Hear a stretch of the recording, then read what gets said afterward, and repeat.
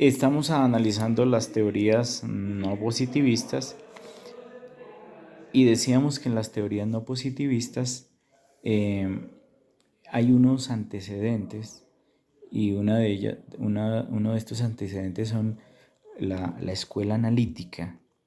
Esta teoría no positivista se basa en el lenguaje y entonces esa escuela analítica tiene como propósito estudiar el lenguaje en cuanto competencia, en cuanto a instrumento que posibilite el diálogo entre las personas para que no continúen matándose unos a otros como ocurrió en la Primera y en la Segunda Guerra Mundial.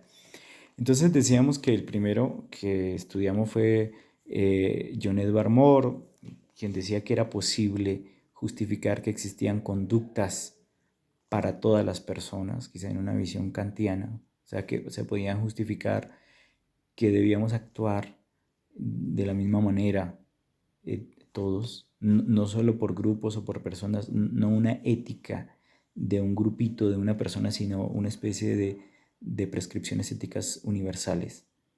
Después debíamos a John Austin, creador de las teorías del acto del habla, creador de la teoría del acto del habla, importantísimo. El acto del habla como aquel en el que se construye con sujetos, en el que el lenguaje mediante la palabra crea cosas, el lenguaje mediante la palabra transforma la realidad, el lenguaje en el nivel, sobre todo locucionario, eh, es incapaz de ser universal porque nosotros decimos las cosas de muchas maneras, incluida la violencia, y en el nivel hiperlocucionario también, porque las respuestas son de distinto modo, incluida la violencia o alejarse del discurso. En cambio, es posible establecer argumentaciones en el nivel ilocucionario porque es ¿qué trato yo de decir? Yo ejerzo la violencia, ahí no hay diálogo. Pero en la pregunta, ¿por qué realizas la violencia? Sí puede haber diálogo, porque puede ser una violencia justificada o no justificada. Lo mismo en otra cantidad de acciones, como las afirmaciones, las órdenes. ¿Por qué se dio esa orden? Ante esa pregunta, en el nivel ilocucionario sí puede haber un diálogo universal. En tercer lugar, Richard Hart la teoría de debe existir una consecuencialidad, una estructura entre los predicados y los sujetos. Con un ejemplo muy sencillo, si ante unas características yo digo ese vehículo es rojo, ante las mismas características digo el vehículo número 2 también es rojo. Si hay las mismas características, el vehículo 3 se le debe atribuir el color rojo. O sea, debe haber una consecuencialidad entre sujetos y predicados. Si yo cambio, por ejemplo, y dijese que ese color que tiene las mismas características de los dos anteriores no es rojo, sino es verde o azul, habría una incongruencia. Yo tendría que justificar por qué estoy cambiando, digamos, el precedente en colores. Esto sirve para el derecho, o han utilizado ese argumento de Richard Hart para decir, si hay un derecho que ya tuvo un desarrollo, una conquista que está protegiendo a unas personas, lo lógico es que esa misma protección continúe en adelante. Entonces, digamos, si ya se dijo que las culturas son iguales, que no existen razas superiores y razas inferiores, si hay un Estado nuevo o un Estado antiguo que dice, no, yo sí creo que mi raza es superior, es la germana es el nazismo y los otros son judíos, son una raza inferior y yo me legitimo destruirlos, eso no habría congruencia entre esa afirmación que hace ese sujeto y los precedentes que ya se tuvieron de igualdad. Lo mismo cuando se concede, por ejemplo, a una etnia indígena unos derechos distintos a los derechos que están en el Estado. Quien así lo acepte debe tener en consideración que haya unos mínimos de derechos que se respeten porque esos derechos ya la sociedad en su historia los ha establecido.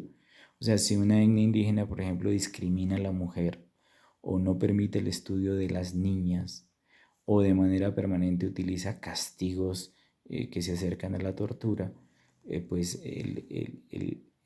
con base en el principio de Richard Hart, uno diría hay unas conquistas que no pueden ser toleradas ya porque han sido una conquista para la sociedad en general. Entonces, ese principio Hart hace eh, permite como eh, que se resuelvan esas pugnas entre lo general y lo particular, entre el Estado y las etnias particulares, que sigue siendo hoy pues un asunto problemático.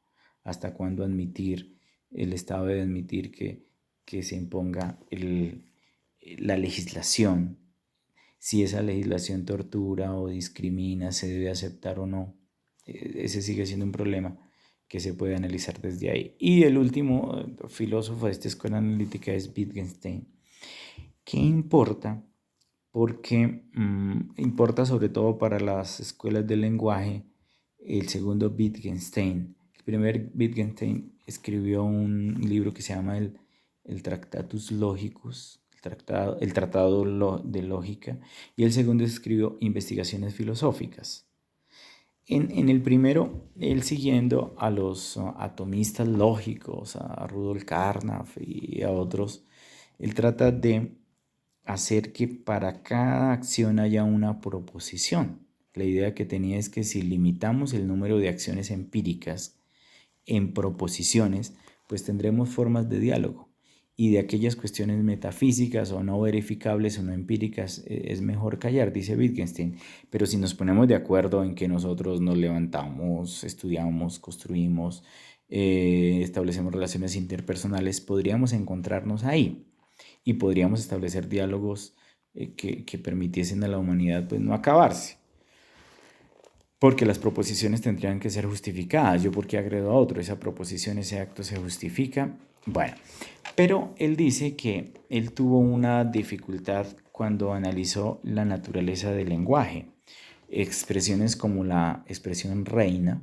Entonces él dice, bueno, pero la expresión reina en una proposición puede significar muchas cosas, puede tener una acción en muchas cosas, porque la reina puede ser la reina del ajedrez, aquella figura que consideramos que puede desplazarse horizontal, verticalmente, diagonalmente, etcétera, que tiene tanto poder dentro del ajedrez, la reina. O puede ser la reina de Inglaterra, aquella mujer a la que la sociedad considera que gobierna los destinos, al menos del Estado, tomado aquellos privilegios que ella tiene, su residencia en el Buckingham Palace, su realeza heredada por generaciones, su transmisión de la realeza a través de la sangre. O puede ser la reina de mi casa, le atribuyo ese nombre a mi hija, quien considero lo más preciado, o a mi esposa, o a una hermana, decir reina en mi casa. Bueno, entonces, ¿de qué depende que haya reina de Inglaterra, reina del ajedrez, reina de mi casa? Dice Wittgenstein, depende de juegos del lenguaje. Los juegos del lenguaje son en cada caso los que determinan el significado, el contenido que tiene la expresión reina. Entonces, lo que existen es unas normas dentro del lenguaje para que las palabras adquieran significado. ¿Y cuál es la importancia de esto? Pues la importancia de los juegos del lenguaje, digamos que le quita ese valor tan objetivizante que tiene el lenguaje, porque en últimas uno tiene que mirar en qué juego se encuentra, qué valor le atribuye al juego y el respeto de los otros juegos del lenguaje. O sea, yo no puedo, en virtud de mi juego, acabar con la vida de otros. Yo no puedo, en virtud de mi juego, decir que hay una ley en mi juego en el cual la otra persona debe, o el otro grupo humano debe desaparecer. Entonces, ¿qué juegos del lenguaje se justifican? ¿Hasta dónde se justifican esas reglas de los juegos del lenguaje? Es importantísimo. En Wittgenstein pareciera que no hay comunicación entre los juegos del lenguaje. Sin embargo, los que estudian a Wittgenstein dirán que todos los juegos del lenguaje se pueden comunicar porque en todos hay reglas y basta comprender las reglas del otro juego del lenguaje para poder justificar o no ese lenguaje. Entonces, se podría decir más allá de Wittgenstein que hay un metalenguaje universal a través del cual se pueden comprender los diversos lenguajes de región, lenguajes particulares. Y sí, la importancia es que le baja como ese poder tan objetivado que tiene el lenguaje, en que es una relación directa entre la cosa y la palabra, y baja a otro nivel, y es que es una relación mediada por unas reglas en las que hay unos significados, y esos significados dependen de las culturas, dependen de tantas cosas. Entonces, se le baja ese nivel tan fuerte que tiene el lenguaje a mirar que las reglas que tienen pueden ser estudiadas para lograr reglas universales. Después de estos cuatro filósofos de la escuela analítica o semiólogos, el caso de Ludwig Wittgenstein inicialmente fue un ingeniero, se podría estudiar las teorías del auditorio y del discurso. Entonces, teorías del auditorio y del discurso, el constructivismo, Perelman y luego Habermas, en las teorías del auditorio y del discurso. ¿Por qué el constructivismo? Porque en el constructivismo renuncia a la idea del determinismo social. El determinismo social es como el sino que nosotros heredamos por el cual si somos violentos seguiremos siendo violentos, si somos excluidos seguiremos siendo excluidos, si estamos mandados a gobernar lo seguiremos siendo. El constructivismo dice la sociedad puede determinar unos fines y de acuerdo con esos fines puede estructurar las metodologías sociales para llegar a esos fines. Puede estructurar una sociedad en la que seamos incluyentes de los otros grupos, en las que el dinero se reparta de una forma más equitativa, en la que no haya discriminaciones. Y si yo determino esos fines, puedo estructurar los procesos, puedo construir los procesos mediante la educación, mediante la enseñanza, mediante prácticas de integración y de inclusión, etc. O sea, el constructivismo da un paso a que se puede reconstruir una sociedad, a que es posible reconstruir una sociedad si la sociedad se plantea fines. Eso es importantísimo. Entonces, constructivistas hay en el orden de la pedagogía, de la educación. Constructivismo se formó también en el orden de la filosofía, de diversas teorías y también en el derecho. El derecho sí puede construir, diseñar una sociedad y el derecho ayuda porque el derecho normativiza para que esas conductas sociales se puedan realizar.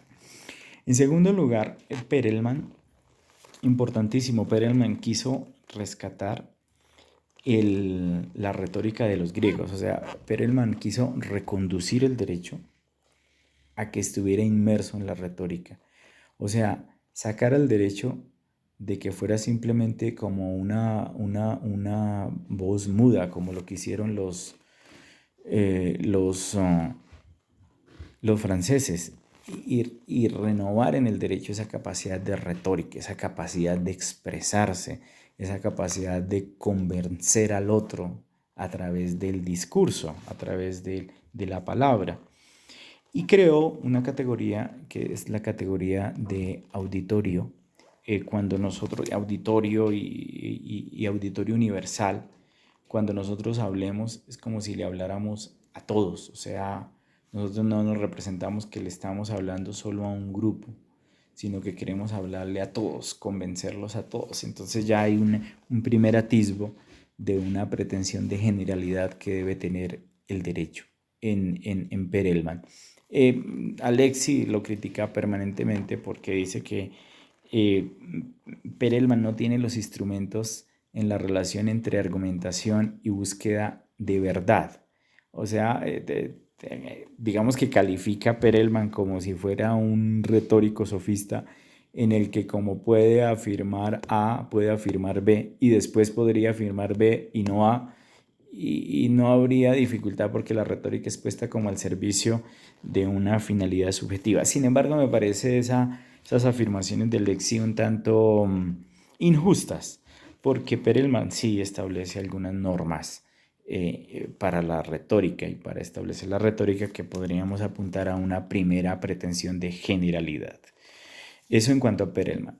Habermas, importantísimo para el derecho, importantísimo para las ciencias sociales. En teoría de la acción comunicativa, Habermas construye lo que es un acto del habla, o sea, recogiendo la filosofía analítica, recogiendo a John Austin, recogiendo toda esa tradición que ya viene de filosofía del lenguaje, estructura lo que es un acto del habla. Él dice que nosotros, los humanos, tenemos esa competencia comunicativa.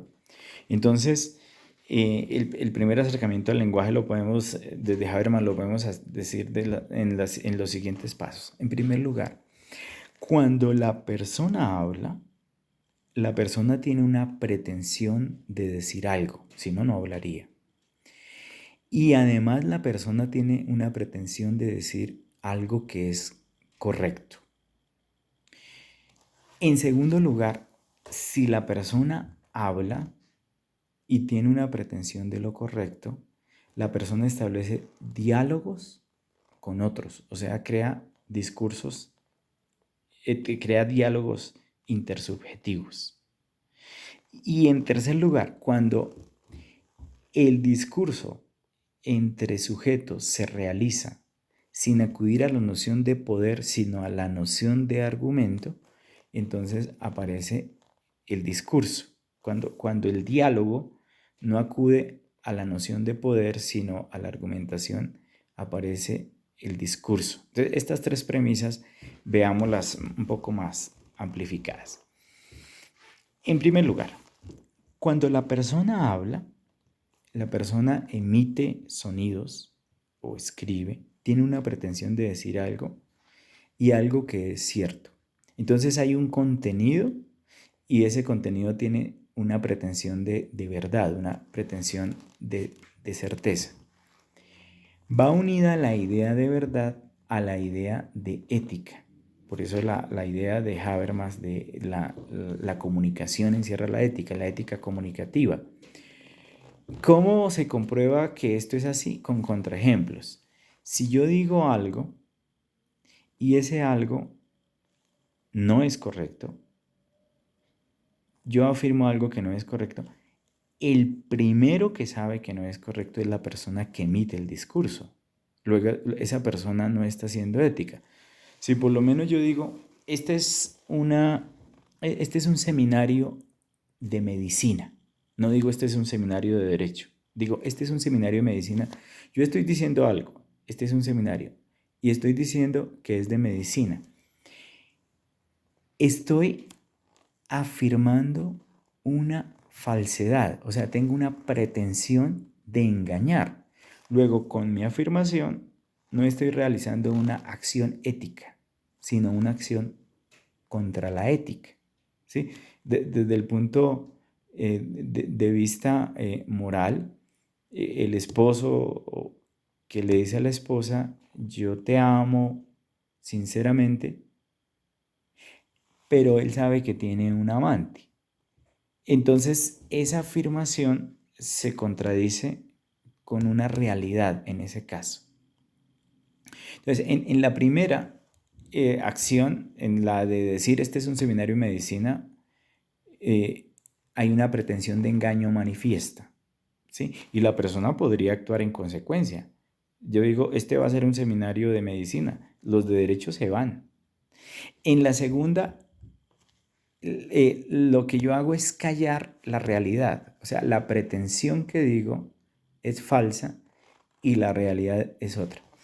En ambas hay algo que se llama, que posteriormente hablará las escuelas no positivistas, hay una contradicción hiperformativa, porque yo puedo afirmar eso en el lenguaje, pero eso en la realidad nunca se da. O sea, nunca se podría dar que yo ame a una mujer sinceramente y a la vez tenga amante. Esa es una contradicción que en la realidad no existe. Nunca se puede dar que el profesor, en la realidad, que el profesor que va a dar un seminario de eh, derecho diga que va a dar un seminario de medicina. En la realidad o da derecho o da medicina, pero son contradicciones hiperformativas.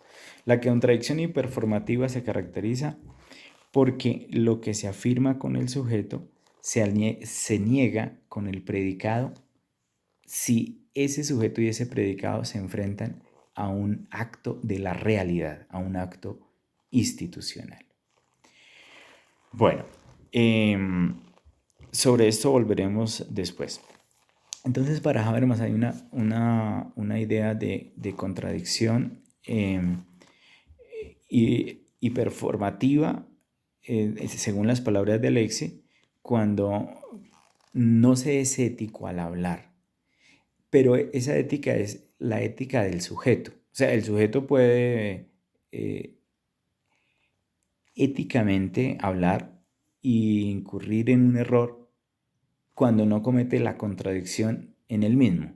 Y comete la contradicción en él mismo cuando a sabiendas dice algo con lo que en la realidad no es correcto. Son las 6 de la mañana y él dice son las 10 de la noche. Él mismo sabe que está mintiendo, que está elevando, es una pretensión de engaño.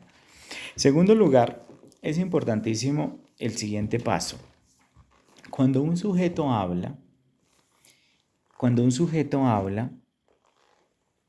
en términos de las ciencias sociales puede expresar una orden, ¿sí? Entonces, cuando ese sujeto habla y expresa una orden, crea un acto de habla. Entonces, el sujeto A le da una orden al sujeto B. Ahí está creando un acto del habla.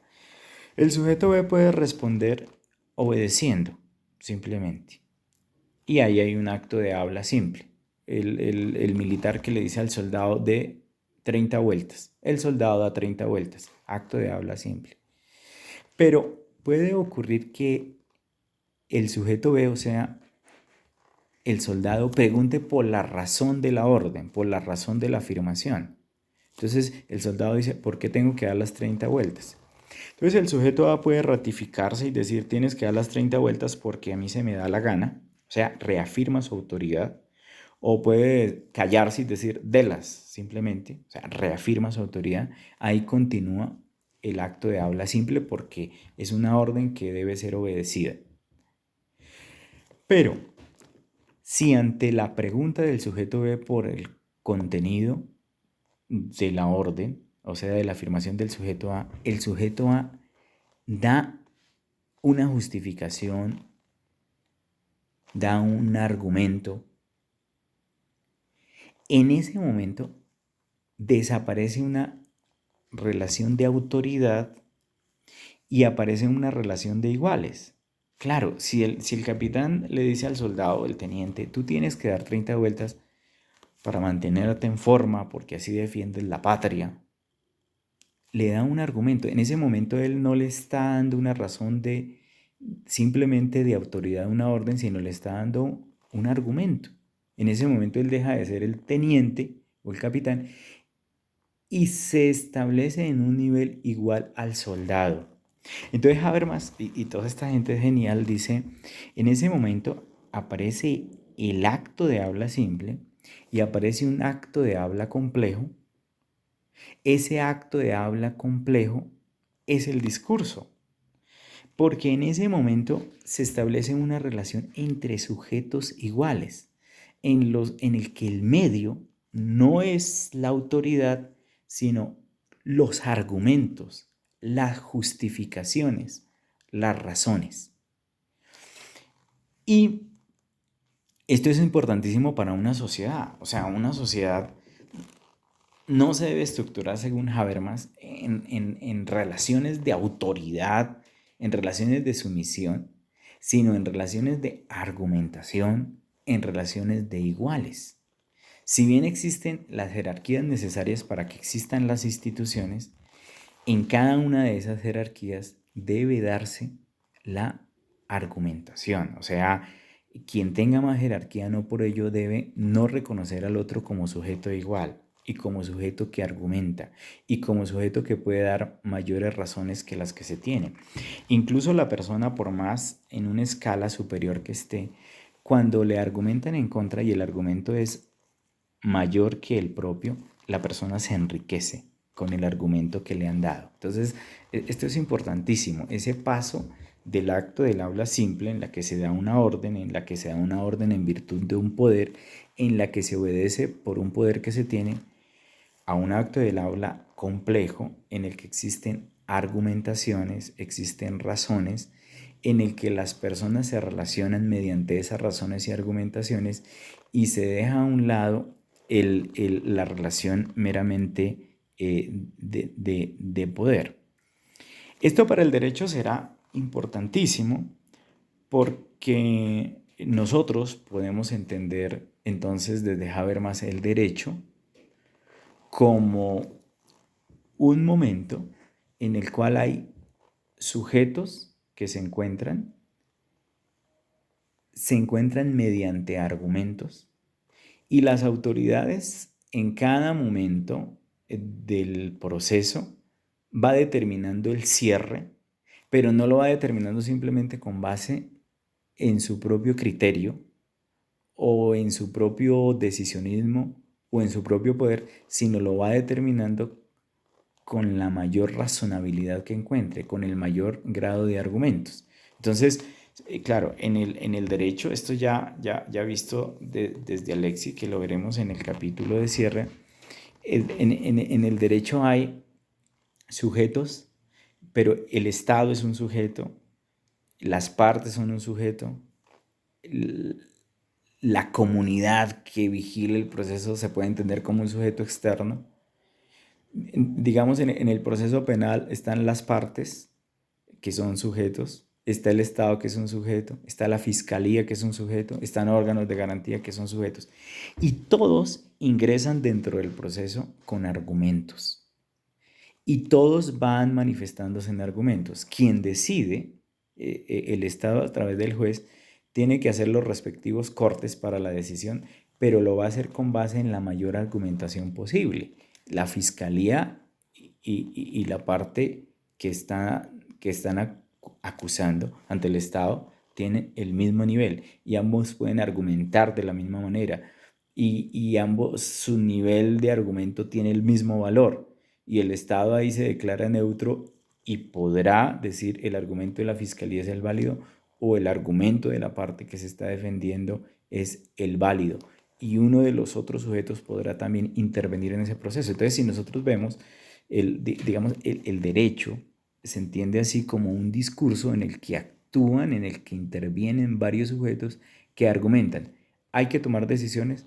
Por supuesto, pero esas decisiones se tomarán con base en argumentos y no se tomarán simplemente con base en ese poder de autoridad que tiene el derecho. Esto, por supuesto, cualifica enormemente al derecho porque le da al derecho la capacidad de sujetos que argumentan, de sujetos que comunican, y ahí integra en el derecho las ciencias, porque cuando uno argumenta en derecho, argumenta desde las ciencias. De hecho, el penal argumenta desde la física, desde la balística, desde la química, desde teorías psicológicas. Entonces, se cualifica en mayor medida el derecho porque en esa argumentación se integra lo mejor de la ciencia. Entonces, se llegará no como pretendería Dworkin a la única respuesta, pero sí a la respuesta con mayor pretensión de corrección. Y ahí se verá en Alexi cómo esa pretensión de corrección de la justicia pues